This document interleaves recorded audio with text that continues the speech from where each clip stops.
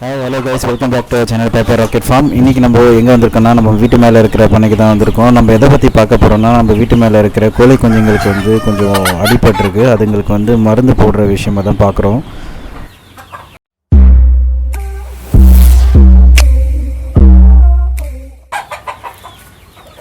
Usually நம்ம எல்லா கோழி குஞ்சுங்களும் வெளியில் தான் மேய விட்ருக்கேன். அதுங்களுக்குள்ளே கொஞ்சம் கொத்திக்கிட்டு இருக்கிறதுல கொஞ்சம் அடிபட்டுருச்சு. ஸோ இங்கே பார்த்தோன்னா அது ரெக்கையிலெல்லாம் கொஞ்சம் அங்கங்கே கொத்தி ரத்தமாக இருக்குது. இதுக்கு நம்ம மருந்து போடணும்னு நிறைய பேர் போடுறாங்க. நான் யூஸ்வலி போடுறது பார்த்தோன்னா ரெகுலராக நான் நிறைய எக்ஸ்பெரிமெண்ட் பண்ணியிருக்கேன். ஸோ அந்த மாதிரி ஃபஸ்ட்டு பார்த்தோன்னா நம்ம கோழி குஞ்சு அந்த நான் காட்டுறேன்ல அந்த இடத்துல தான் விட்டுருந்தோம். அங்கே இப்போது காடையை விட்டுட்டு அங்கேருந்து எல்லா கோழி குஞ்சும் வெளில எடுத்து விட்டுட்டேன். ஆக்சுவலி இது என்ன கோழி குஞ்சுனா சண்டை கோழி குஞ்சுங்க தான். சண்டை கோழி குஞ்சுங்க வாங்கி ஃபஸ்ட்டு அது உள்ள தான் விட்டு வளர்த்துட்டு இருந்தேன். பட் காடை இப்போ காடையை அங்கே விட்டுட்டு எல்லாத்தையும் நான் இப்போ வெளில விட்டுட்டேன்.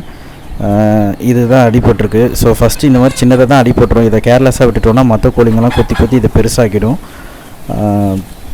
அதே மாதிரி எனக்கு யூஸ்வலி எல்லோரும் சொல்கிறது நாட்டுக்கோழி குஞ்சிலே இந்த மாதிரி கொத்தி பிரச்சனை இருக்குன்னு சொல்லிட்டு, எனக்கு நாட்டுக்கோழி குஞ்சிலெல்லாம் இந்த மாதிரி பிரச்சனை வரல. சண்டை கோழி குஞ்சில் தான் இந்த மாதிரி பிரச்சனை வந்துச்சு.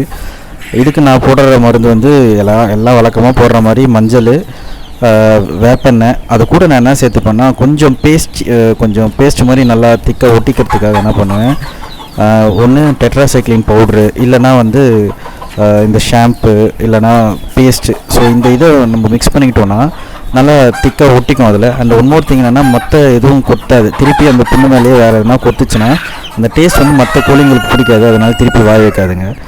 ஸோ நான் மேக்ஸிமம் மிக்ஸ் பண்ணுறது 3 இது தான். ஒன்று டெட்ராசைக்ளின் பவுட்ரு, மஞ்சள், அப்புறம் வேப்பெண்ணெய்.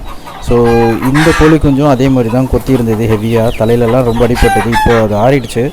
ஸோ மெயினாக கோழி குஞ்சு ஃபார்ம் கோழி வளர்க்குறதுலலாம் எந்த ஒரு உயிரினமே நம்ம வளர்க்குறோன்னா அப்சர்வேஷன் ஸ்கில் தான் மெயினாக நல்லா இருக்கணும். அதை அப்சர்வ் பண்ணணும், எதெல்லாம் அடிபட்டிருக்கு, எதெல்லாம் அடிப்படலை அப்படின்னு சொல்லிட்டு அதெல்லாம் பார்த்து நம்ம கவனித்து தான் கரெக்டாக கொடுக்கணும். ஸோ இதெல்லாம் தான் நம்ம வச்சுருக்கிற அந்த மருந்துகள்லாம். ஸோ இன்றைக்கி கிடைச்ச முட்டைங்கள்லாம் இதெல்லாம் தான். நம்மக்கிட்ட கிடைக்கிற முட்டைங்களாம் நம்ம கொஞ்சம் சேல்ஸ் பண்ணிகிட்டே இருக்கோம். அந்த ஒன் திங் நம்ம அடக்கி வச்சு எடுத்துகிட்ருக்கோம். இதை தவிர்த்து பார்த்தோன்னா இதுக்கு ஆன்டிபயோட்டிக் நம்ம மெடிசன் இன்ஜெக்ஷன் மாதிரியும் போடலாம், டேப்லெட் மாதிரியும் கொடுக்கலாம். பட் நான் அதெல்லாம் கொடுக்காத மேக்ஸிமம் அதுக்கு டெய்லி என்ன பண்ணுவேன்னா மஞ்சளும் அந்த வேப்பெண்ணையும் இது பண்ணுவேன். அது கொஞ்சம் காஞ்சினோடனே அந்த பக்கம் வந்துடுச்சுன்னா அந்த பக்கம் கிளியர் பண்ணிவிடுவேன். இல்லைன்னா கொஞ்சம் தண்ணி போட்டு அந்த பக்கம் கொஞ்சம் வருதான்னு பார்ப்பேன். ஸோ இது என்னென்னா கண்ணு பக்கத்தில் அடிப்பட்டதுனால கண்ணு திறக்க முடியல, அது தீனி எடுக்கணும். ஸோ அதனால் கொஞ்சம் தண்ணி போட்டு அந்த இதை கொஞ்சம் கிளியர் பண்ணி விட்டோன்னா அது கொஞ்சம் கண் திறக்கிறதுக்கு ஈஸியாக இருக்குன்றதுனால பண்ணிகிட்ருக்கேன். இப்போது மேக்ஸிமம் எல்லா கோழி குஞ்சுக்குமே கொத்திக்கிற பழக்கம் இருக்குது. அது எனக்கு நல்லா தெரியுது. இதனால் நிறைய கொஞ்சம் இழந்தும் இருக்கேன்.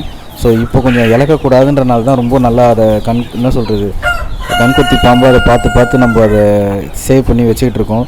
மெயினாக இந்த மாதிரி அடிபட்டுச்சுன்னா நார்மலாகவே எந்த ஒரு கோழியுமே அடிபட்டுச்சுன்னா தனியாக எடுத்து அதை செப்பரேட் பண்ணி வச்சு அதை திருப்பி கொஞ்சம் தேத்திட்டு அதுக்கப்புறம் வெளியில் விடுறது நல்லது. அப்போ தான் நம்ம அதை காப்பாற்ற முடியும். இல்லைனா மேக்ஸிமம் உயிரிழப்பு அதில் தான் நடக்கும். கொஞ்சம் கொத்திச்சு ரத்தம் வந்துச்சு பார்த்தா போதும், எல்லா கோழிங்களும் திருப்பி அதை கொத்தி பெருசாக்கி சாவடிச்சிருங்க. மெயினாக கோழிங்களுக்கு இந்த டார்க் கலர் மேலே ஒரு பெரிய அட்ராக்ஷன் அதுங்களுக்கு அதிகம். ஸோ ரெட்டு, அந்த டார்க் ப்ளூ இதெல்லாம் இருந்தாலே கொத்திக்கிட்டே இருக்குங்க அதுங்களை. ஸோ அதை கொஞ்சம் உஷாராக பார்த்து நம்ம சேவ் பண்ணுறது ரொம்ப நல்லது. ஸோ இதெல்லாம் தான் நம்ம கோழி குஞ்சுங்க நம்மக்கிட்ட பிறந்து வளர்ந்ததுங்க. ஸோ இங்கேயே பார்த்திங்கன்னா எல்லா உடம்புலையுமே கொஞ்சம் கொத்தல் இருக்கும் தான். பட் ரத்தம் வர அளவுக்கு வந்துடுச்சுன்னா டப்புன்னு நம்ம அதை பார்த்து செப்பரேட் பண்ணி எடுத்து அதை சேவ் பண்ணுறது ரொம்ப நல்லது.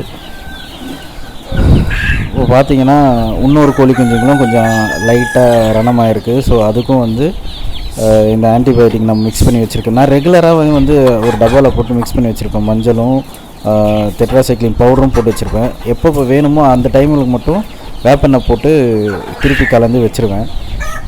இந்த சண்டைக்கோழி குஞ்சுங்க மேக்ஸிமம் எப்படின்னா கிட்டத்தட்ட ஒரு 30 கிட்ட வாங்கினேன். சின்ன வயசுலேயே கொஞ்சம் 2-3 இறந்து போச்சு. பட் நான் என்ன நினச்சேன், தாய்க்கோழிங்க கொஞ்சம் நம்ம நாட்டுக்கோழியை அது கூட வச்சு அடை உட்கார வச்சேன். அதுங்க குத்தி தான் இறந்துச்சின்னு பார்த்து அதுக்கப்புறம் தனியாக அதை விட்டேன். அதுக்கப்புறமும் 2-3 இறக்க ஆரம்பிக்கும் போது தான் தெரிஞ்சுது இதுங்களுக்குள்ளே ரொம்ப கொத்திக்கிற தன்மை இருக்குதுன்னு தெரிஞ்சுக்கிட்டு அதுங்களுக்கு மூக்கெல்லாம் வெட்டி விட்டேன். ஃபஸ்ட்டு மூக்கை வெட்டி விட்டேன். அதுக்கப்புறம் மூக்கை வெட்டி விட்டும் திருப்பி கொத்த ஆரம்பிச்சதுன்னு சொல்லிட்டு திருப்பி ஃபஸ்ட்டு நெயில் கட்டில் வெட்டினேன். அதுக்கப்புறம் சிசரில் கட் பண்ணி வெட்டினேன்.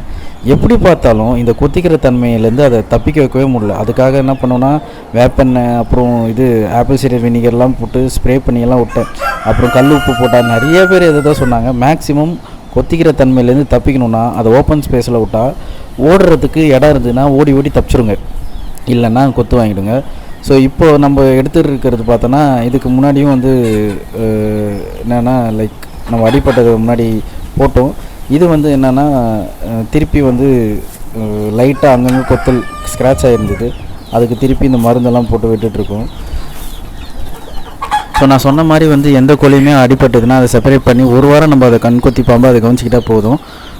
அதுக்கப்புறம் வந்து அந்த கோழிங்க ரொம்ப வீக்காக இருந்ததுன்னா கன்ஃபார்மாக நம்ம அதுக்கு வந்து மல்டிவிட்டமினும் கொஞ்சம் எனர்ஜிக்கு எதனா ஒரு டானிக் மாதிரி நம்ம சிரப் மாதிரி அதுக்கு கொடுத்துட்டோன்னா 1 or 2 days நம்ம அதை கவனிச்சிட்டோன்னா அதுக்கப்புறம் அவங்களே தேறிடுவாங்க. அதுக்கப்புறம் ரெகுலராக ஃபுட் வச்சுட்டு அதுக்கப்புறம் அவங்க தேறினோன்னே நம்ம திருப்பி அவங்க கூட்டத்தோடு சேர்த்து விட்டுடலாம்.